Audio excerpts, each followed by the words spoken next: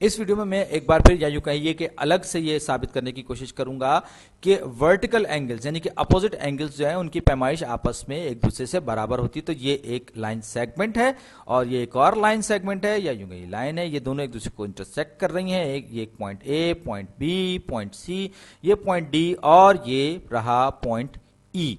तो ये जो लाइंस हैं ये दोनों लाइंस आप एक दूसरे को पॉइंट बी पर कट कर रही हैं, इंटरसेक्ट कर रही हैं और ये जो एंगल है ये हम आप देख सकते हैं कि ये CBE है।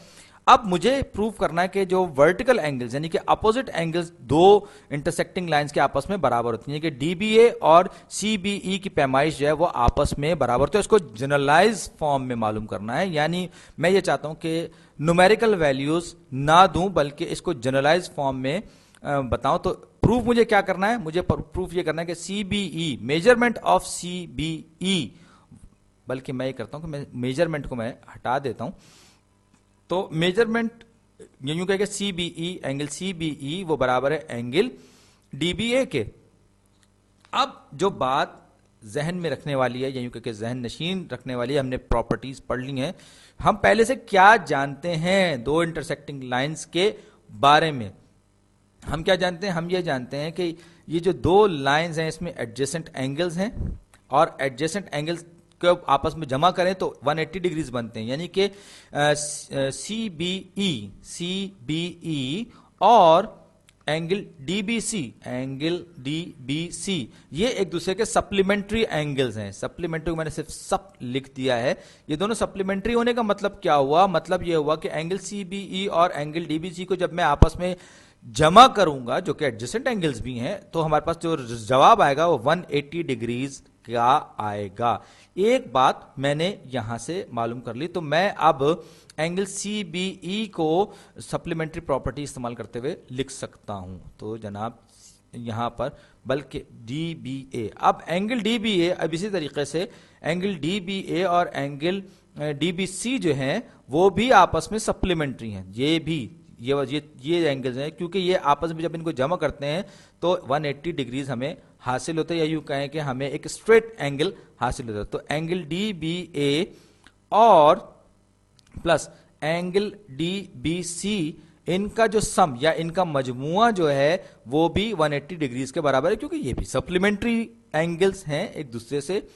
अब इस वाली स्टेटमेंट या इस वाली इक्वेशन को जो हमने भी बनाई थी, ये दोनों के दोनों जो एंगल्स हैं इनका मजमुआ 180 डिग्रीज के बराबर है। तो मैं कहूंगा कि CBE बराबर है 180 माइनस DBC के, 180 माइनस DBC। इसको इस्तेमाल करते हुए मैंने थोड़ा सा रीअरेंजमेंट कर ली है और DBC को उस तरफ ले जाऊंगा तो वो माइनस हो जाएगा। इसी तरीके से यहां पर अगर मैं मालूम करना चाहूं एक बार फिर, एंगल DBA बराबर है 180 डिग्रीज माइनस, मैं थोड़ा सा खिसका लूं, 180 डिग्रीज माइनस DBC।